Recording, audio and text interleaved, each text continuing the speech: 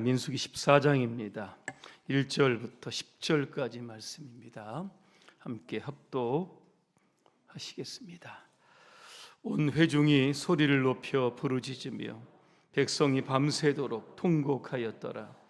이스라엘 자손이 다 모세와 아론을 원망하며 온 회중이 그들에게 이르되 우리가 애굽 땅에서 죽었거나 이 광야에서 죽었으면 좋았을 것을 어찌하여 여호와가 우리를 그 땅으로 인도하여 칼에 쓰러지게 하려 하는가?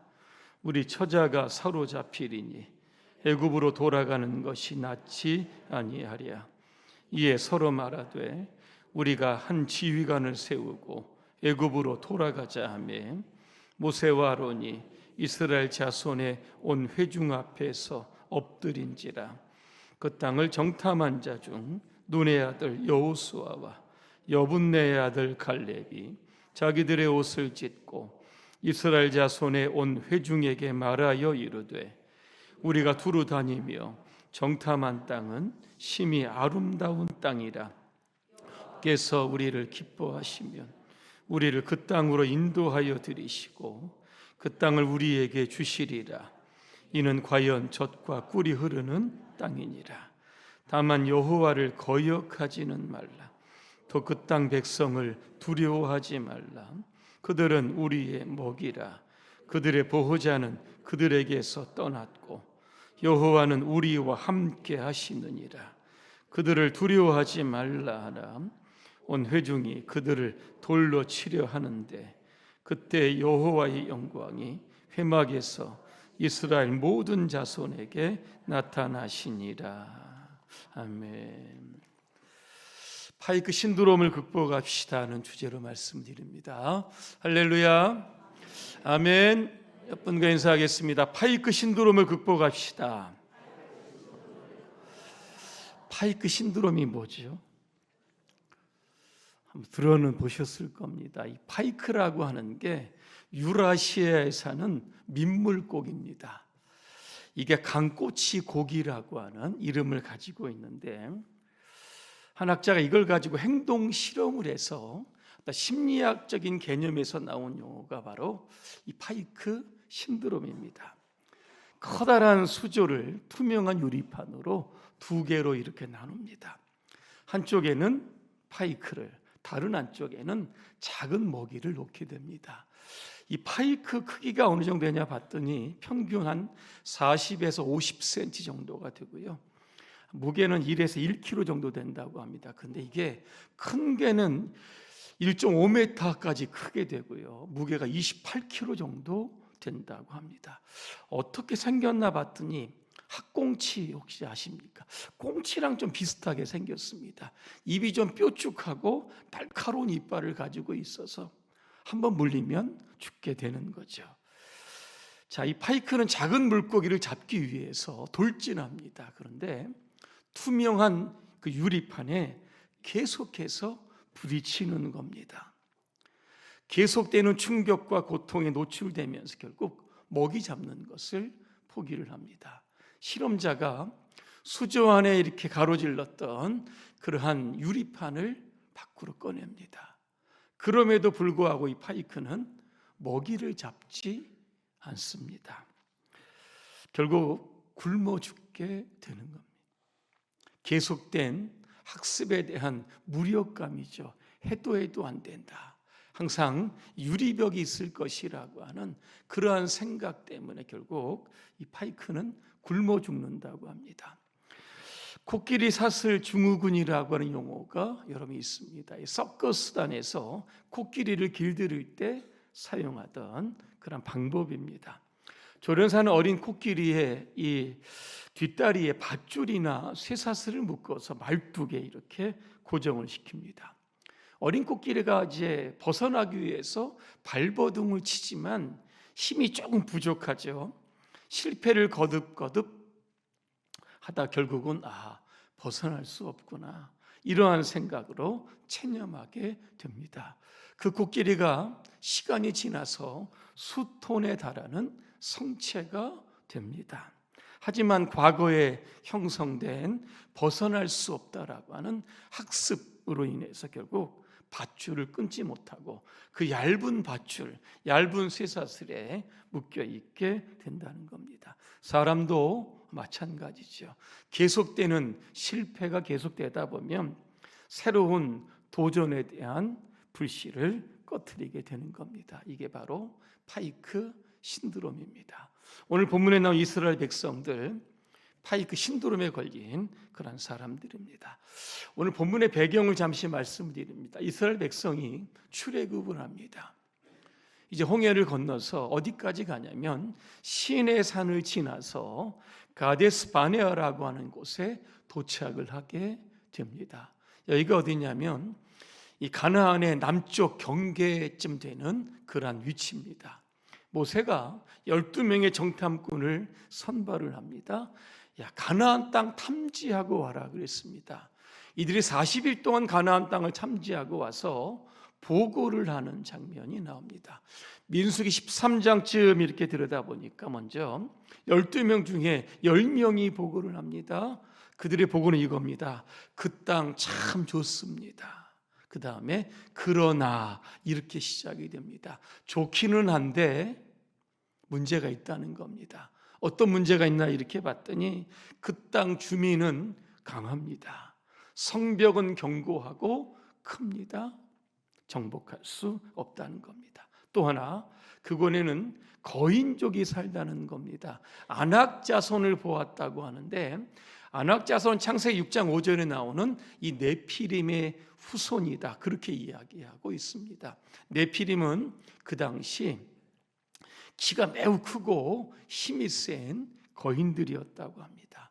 또 하나 우리는 메뚜기 같다 이렇게 스스로를 비하하고 있습니다. 우리가 보기에도 메뚜기 같고 그들이 우리를 보기에도 메뚜기 같다 이렇게 이야기를 합니다. 이 보고를 듣고 그죠? 민수기 13장 31절에 보니까 이렇게 이야기합니다. 그 백성을 치지 못하리라. 그 땅을 정복하지 못한다. 이렇게 결론을 내리고 있습니다. 자, 이 보고를 듣고 오늘 본문에 보니까 온 이스라엘 백성들이 밤새도록 통곡했다 그랬습니다. 모세와 아론을 원망했다 그랬습니다. 그리고는 애굽으로 돌아가자 그렇게 이야기하고 오늘 있습니다. 자, 출애굽 때부터 1년 4개월 동안 하나님이 하셨던 그 기적들이 그죠? 직접 보았고 직접 경험했는데 그 짧은 기간의 단기억이죠. 하나님을 여러 잊어버리는 겁니다. 왜 이들은 파이크 신드롬에 걸려 있을까? 이겁니다. 1년 4개월 전이죠. 약 430년 동안 노예에서 애굽 생활하던 그것들이 몸에 아주 배어 있었다는 겁니다. 우리는 노예인데, 우리는 영원한 종인데 우리가 어떻게 가나안의 주인이 될 수 있는가? 그 거대한 가나안 사람들 한 번도 싸워본 적이 없는데 그들과 싸워 이길 수 있겠는가? 그죠? 이런 노예 정신이 그들에게 담겨져 있었다는 겁니다. 애굽을 떠났지만 여전히 애굽에서 매맞고 고생하던 그때의 일을 기억을 하고 있습니다. 노예 생활하면서 그 생활이 이제는 끝났지만 그때의 기억이 그들의 생각과 의식을 잠식하고 있는 겁니다. 자유인이 됩니다. 그럼에도 불구하고 여전히 나는 노예다라고 하는 생각에 갇혀 있었던 겁니다. 이러한 정신, 노예 정신을 가지고 가나안 땅을 보니 그죠? 그 땅은 넘볼 수도 없고 정복할 수도 없는 엄청난 땅이었다는 겁니다. 자, 그러면 이 파이크 신드롬을 극복하는 방법 3가지 말씀을 드립니다. 첫째는 거듭되는 실패를 재도전의 기회로 바꾸어야 하는 겁니다. 여러분 실패 좋아하시는 분들 없을 겁니다. 그죠? 어떤 일에 우리가 실패를 하면 개인의 실패로 끝나지 않습니다. 이게 가족의 실패로 그죠? 이게 연결이 되죠. 주변의 시선이 또 따갑고 체면의 손상까지 함께 이게 따라오는 겁니다. 창업에 실패하면 아유, 저 무능한 사람이라고 하는 낙인이 딱 찍힙니다. 취업에 실패하게 되면 저 뭐가 문제가 있으니까 취업하지 못한다. 세상 사람들이 그를 실패자로 그렇게 낙인을 여러분 찍는다라고 하는 겁니다. 자, 이렇게 한 번의 실수, 두 번의 실패가 결국은 주변 사람들과 함께 어우러지면서 내가 다시 한번 성공할 수 있을까? 창업에 성공할 수 있을까? 취업할 수 있을까라고 하는 그 미래에 대한 가능성의 문들이 차단이 되기를 시작을 하는 겁니다. 여러분, 베드로 아실 겁니다. 베드로도 여러분 실패자입니다. 3번씩 예수님을 모른다고 부인하고 저주했던 사람이죠. 실패의 생각을 가지고 있던 베드로에게 사단은 끊임없이 와서 이렇게 공격했을 겁니다. 내가 뭐 사도야, 내가 무슨 수제자가 될 수 있어? 너는 실패자에 불과하다. 너는 앞으로도 4번, 5번, 6번 수없이 내가 살고자 내 이익을 위해서 예수님을 배반하고 믿음을 버릴 거다. 아마 끊임없이 베드로에게 이렇게 여러분 속삭였을 겁니다. 사단은 한 번의 실패를 그 사람의 정체성으로 만들려고 하고 있는 겁니다. 너는 실패자다. 오늘 여러분의 삶에도 아마 이런 경험이 아마 있으실 겁니다. 내가 앞으로 성공할 수 있을까? 우리는 이러한 사단에게 여러분 속지 말아야 합니다. 그 이유가 바로 잠언 24장 16절에 있습니다. 의인은 7번 넘어질지라도 다시 일어난다, 그렇게 말씀하고 있습니다. 누가 의인입니까? 하나님을 믿는 사람들, 의롭다고 칭함을 받는 사람들, 저와 여러분들이 바로 의인입니다. 넘어지고 실패하는 것, 이거 어쩌면 당연한 일일 수도 있습니다. 그런데 몇 번 넘어졌느냐, 몇 번 실패했느냐가 중요한 것이 아닙니다. 그죠? 7번 넘어지고 8번 넘어졌어도 다시 일어나는 게 중요하다라고 하는 겁니다. 성경에 나오는 믿음의 사람들, 우리가 존경하는 사람들 다 들여다보면 다 실패자입니다. 아브라함 어떻습니까? 자기 아내를 누이라고 2번 속입니다. 자기 살려고. 하지만 그를 하나님은 믿음의 조상으로 그렇게 인정했습니다. 모세죠. 40세 혈기가 왕성합니다. 결국 애굽 사람을 여러분 죽입니다. 사람을 죽인 살인자가 어떻게 출애굽의 리더가 될 수 있을까? 그죠? 이런 의문점도 갖고 있습니다. 또 하나 다윗도 그렇죠. 밧세바를 범합니다. 밧세바의 남편이었던 우리야를 의도적으로 이 전장터에 내보내서 결국은 죽게 만드는 것입니다. 어떻게 이 사람이 의로운 성군이 되고 하나님의 마음에 합한 사람이 될 수 있겠는가? 의인도 실패하고 실수한다는 겁니다. 하지만 하나님은 그 실패와 실수로 그 사람을 버리지 않습니다. 기회를 주시는 겁니다. 다윗에게는요, 회개의 기회를 주십니다. 밤새도록 통곡하고 그 울음이 여러분 침상을 띄었다 그랬습니다. 모세도요, 이제 미디안 광야에 40년 동안 양을 칩니다. 그러면서 나는 아무것도 아니다.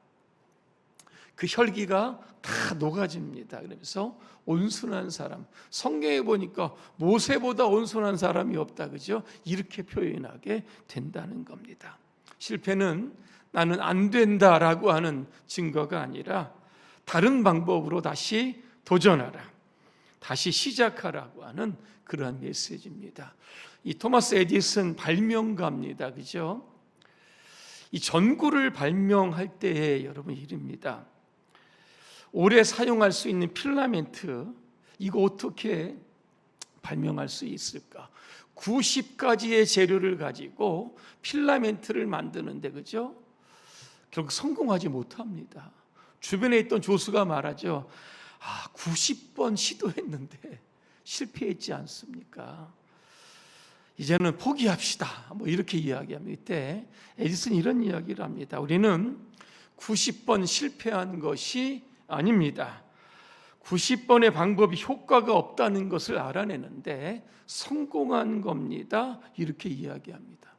실패를 실패로 이야기하지 않고 성공이라고 이야기합니다. 결국 2744번의 실패를 통해서 결국 1000시간 오랫동안 타는 그런 필라멘트를 발견하게 됐다는 겁니다. 여러분, 실패를 두려워하지 마시기를 바랍니다. 실패가 계속되어도 성공할 때까지 도전하면 되는 겁니다. 성공에 대한 도전 정신이 바로 이 파이크의 신드롬을 극복할 수 있습니다. 두 번째입니다.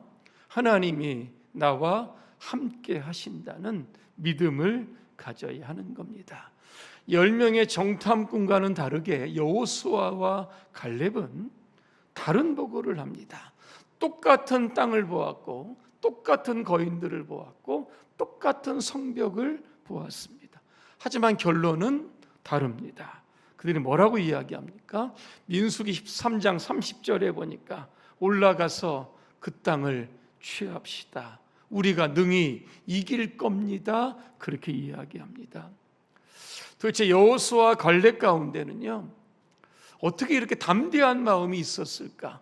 승리에 대한 자신감이 어디로부터 나왔을까라고 하는 겁니다. 오늘 본문에 여러분 답이 나와 있습니다. 오늘 8절과 9절에 보면 여호와께서라고 하는 그러한 단어가 많습니다.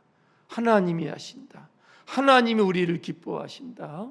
그 땅은 우리에게 주신 땅인데 하나님의 그 뜻을 거역하지 맙시다. 그리고 뭡니까? 하나님은 우리와 함께 하십니다. 두려워하지 맙시다. 올라가서 정복합시다. 이렇게 이야기하고 있습니다. 10명은 뭐라고 이야기합니까? 우리는 메뚜기 같다 그러는데 여호수아와 갈렙은 그들은 우리의 먹입니다. 세 번역에 그들은 우리의 밥입니다. 이렇게 이야기합니다. 왜 이런 차이가 있을까? 이겁니다. 전쟁의 주인은 누군가? 이 전쟁의 승리를 주시는 분이 누구인가라고 하는 겁니다. 성경에 보니까 전쟁은 여호와께 속하였다 이렇게 말씀하고 있습니다. 이스라엘과 이 가나안 간의 전쟁, 누구와의 전쟁입니까? 하나님의 전쟁입니다. 그러면 하나님의 백성이 승리하는 것 이미 결정됐다라고 하는 겁니다. 오늘 여러분의 삶에도 하나님이 나와 함께 하십니다. 영적 전쟁도 있을 것이고 수많은 전쟁이 여러분 가운데 있을 겁니다. 그때마다 임마누엘의 하나님이시죠. 자신감을 가지고 담대함을 가지고 여러분 나가서 전진하면 되는 겁니다. 사무엘상 17장에 보니까 다윗과 이 골리앗이 이 엘라 골짜기에서 싸우는 장면이 여러분 나옵니다. 이 골리앗의 키가 약 3m 정도 된다고 합니다. 그때 다윗의 나이가 몇 살이었을까? 한 17세 정도 됩니다. 고등학교 1학년이죠. 요즘 고등학교 1학년 키가 어느 정도 됩니까? 잘 모르세요? 160에서 한 170 정도 되지 않겠습니까? 큰 사람도 있겠지만 골리앗이요 40일 동안 아침 저녁으로 나와서 이스라엘을 모욕합니다. 이스라엘이 믿는 하나님을 조롱하죠. 그때 이스라엘 백성들의 모습을 성경에 보니까 크게 두려워했다, 숨어 있었다 이렇게 표현하고 있습니다.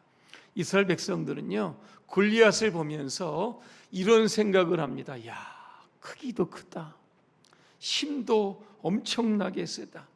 어떻게 내가 골리앗을 죽일 수 있을까? 블레셋과 싸워 승리할 수 있을까? 결론은 뭡니까? 안 된다는 겁니다. 이미 싸워보기도 전에 그들 가운데 패배감이 임했다라고 하는 겁니다. 그런데 17살 먹은 다윗, 그렇죠? 골리앗을 보면서 이렇게 생각을 합니다. 다윗이 골리앗을 죽일 때 뭘 사용합니까? 물매를 가지고 돌을 거기다 넣어가지고 여러분 던집니다. 강에서 그저 돌을 한 5개 정도 여러분 주워옵니다.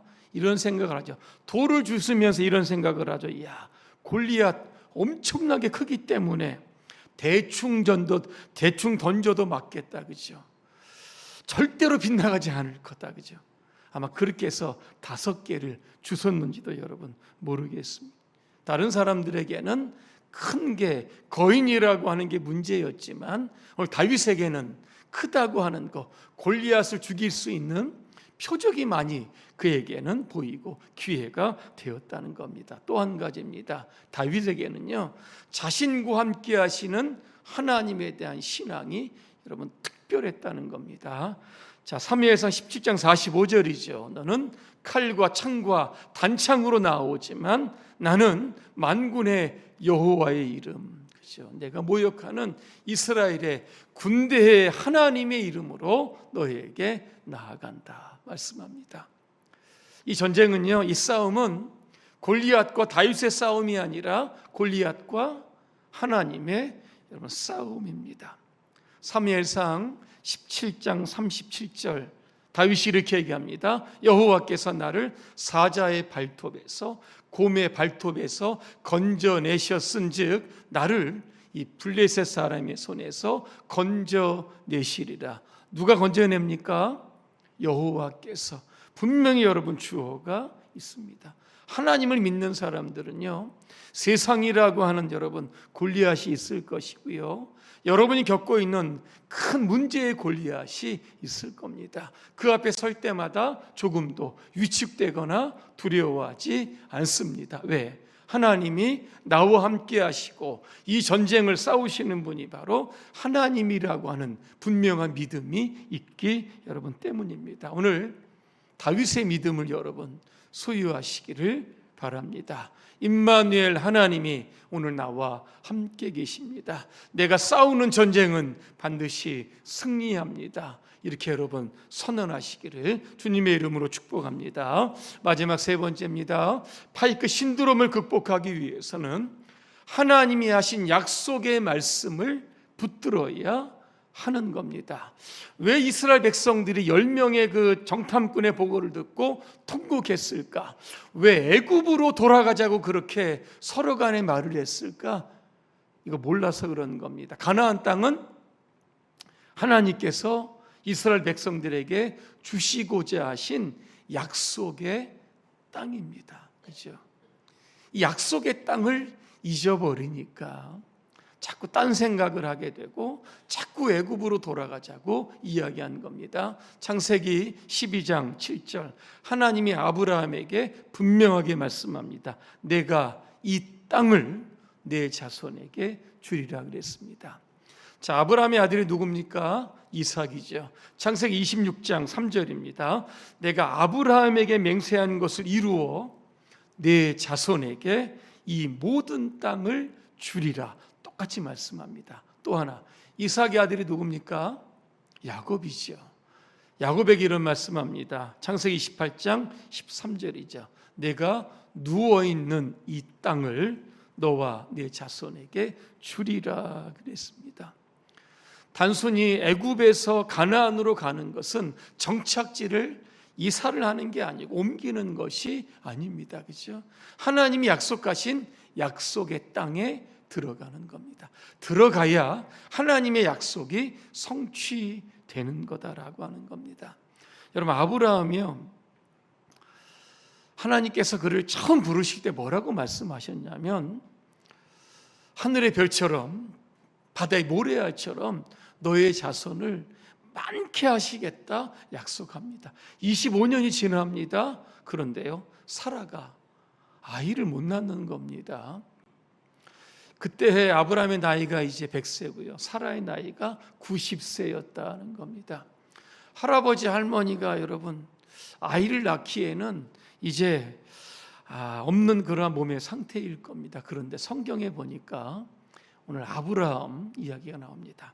로마서 4장 19절부터 21절입니다. 아브라함이 100살이나 되어 거의 죽은 사람이나 다름없게 되었고 살아도 나이가 많아 아이가 날 수 없다는 것을 알았지만 그 다음에 보니까 하나님을 믿는 믿음이 약해지지 않았다 말합니다. 20절입니다. 그는 하나님의 약속에 대해 불신하거나 의심하지 않고 오히려 그 약속을 굳게 믿었다 이렇게 나옵니다. 21절입니다. 아브라함은 하나님께서 친히 약속하신 것을 이루실 능력이 있다고 확신했다 그랬습니다. 결국 아브라함 100세 때에 이삭이 출생하게 되었다는 겁니다. 눈으로 보면 이게 안 되는 겁니다. 하지만 하나님의 약속은 여러분 된다는 겁니다. 믿음은 우리의 상황을 보는 것이 아니라 하나님의 약속을 붙잡는 겁니다. 여러분 요셉이라고 하는 인물 아실 겁니다. 요셉은요 원래 꿈꾸는 사람이죠. 하나님이 그에게 꿈을 꾸게 하신 겁니다. 근데 요셉의 인생은 꿈처럼 되지 않습니다. 인신매매에 의해서 애굽으로 여러분 팔립니다. 보디발의 아내의 그 누명을 쓰고 결국은 감옥에 들어가게 되는 겁니다. 그럼에도 불구하고 요셉이 불평하지 않습니다. 왜 그런지 아십니까? 하나님께서 그에게 보여주신 꿈이 있는데 창세기 37장 9절에 보면 요셉이 형들에게 이렇게 이야기합니다. 해와 달과 열한 별이 내게 절하더이다 합니다. 꿈을 통해서 하나님께서 요셉에게 주신 여러분 말씀입니다. 형들은 요셉을 구덩이에 던졌지만 하나님의 꿈은 구덩이에 던질 수 없는 거죠. 요셉은 노예로 팔렸지만 하나님의 약속은 팔리지 않았던 겁니다. 나중에 요셉이 30세 애굽의 총리가 됩니다. 형들과의 딱 만난 자리에서 이렇게 이야기합니다. 창세기 50장 20절입니다. 당신들은 나를 해하려 하였으나 하나님께서 그것을 선으로 바꾸었다. 누굽니까? 하나님의 이야기를 하고 있습니다. 그러니까 요셉은 자신의 인생을 실패의 관점에서 설명하지 않았던 겁니다. 하나님이 약속이 이루어지는 과정으로 자신의 인생을 해석하고 설명하게 되었다는 겁니다. 파이크 신드롬은 과거의 실패에 연연하게 하지만 그러나 믿음은 하나님의 약속을 붙들게 하는 겁니다. 한 가지 더 여호수아의 이야기를 하고 마칩니다. 이스라엘이 이제 요단강만 건너면 이제 가나안 땅에 들어가게 여러분 됩니다. 근데 문제가 생겼습니다. 당시 요단강은 이제 추수기이기 때문에 강물이 범람하는 시기가 되었다라고 하는 겁니다. 그러면 조금 기다려야 됩니다. 물이 빠져야 건널 수 있기 때문에 그저 기다리는 것이 가장 최선의 선택일 겁니다. 하지만 이때 여호수아는 하나님의 말씀을 붙잡게 됩니다. 여호수아 3장 13절 읽어드립니다. 온 땅의 주인이신 여호와의 언약궤를 메고 가는 제사장들의 발이 물속에 닿으면 강물의 흐름이 그치고 물이 흐르지 않게 될 것입니다. 마치 뚝에 가로막힌 것처럼 물이 멈춰 쌓이게 될 겁니다. 그랬습니다. 누가 봐도 상식적이지 않습니다. 그렇죠? 범람하는 요단강에 제사장들이 맨 언약궤를 댄 메선배들이 발을 담게 되면 물이 멈출 거다. 하지만 여호수아는 약속의 말씀을 믿었습니다. 제사장들이 순종하죠. 그래서 요단강을 육지같이 건너게 되었다라고 하는 겁니다. 우리의 삶에도 그죠? 범람하고 출렁이는 요단강이 있습니다. 건너야 하는데 그죠? 머뭇거리고 있을 때가 있다라고 하는 겁니다. 그때마다 오늘 여호수아에게 주셨던 말씀이죠. 그 말씀을 붙들어야 하는 겁니다. 머뭇거리지 말고 약속의 말씀을 붙들고 도전하면 요단강을 건너 가나안 땅에 들어가게 될 줄로 오늘도 믿습니다. 오늘 여러분 가운데 혹시 파이크 신드롬에 오늘 빠져 있는 분이 없는지를 한번 돌아보시기를 바랍니다. 나와 함께 하시는 하나님, 나에게 축복과 희망의 약속을 말씀하신 하나님, 그 약속의 말씀을 믿고 믿음으로 오늘도 도전하시기를 주님의 이름으로 축복합니다. 기도하겠습니다. 은혜로우신 하나님, 우리가 하나님을 믿는다고 하면서도 계속된 실패 앞에 좌절하고 낙심할 때가 있습니다.